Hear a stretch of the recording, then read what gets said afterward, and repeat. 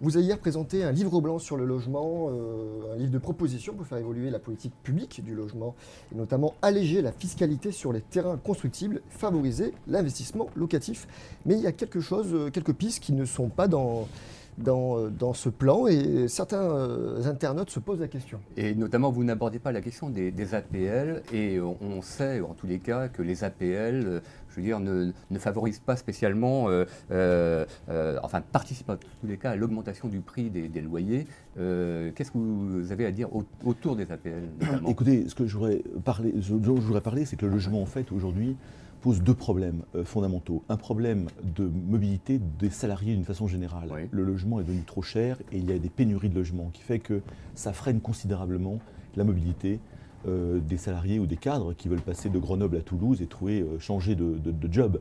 Deuxièmement, c'est une filière en fait qui peut créer beaucoup d'emplois et rapidement.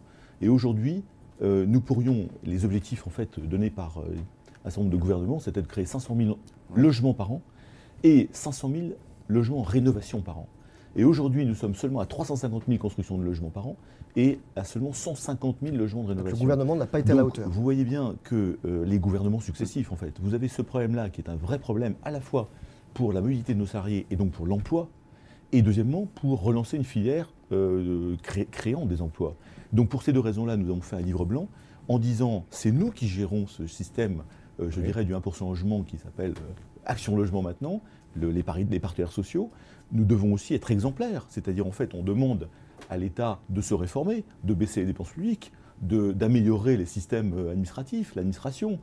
Il faut absolument que nous montrions l'exemple, que nous soyons courageux pour dire ben voilà, ce système ne marche pas, il bloque, je dirais, à la mobilité professionnelle, il bloque à l'emploi, ce sont des filières de croissance et génératrices d'emplois rapides.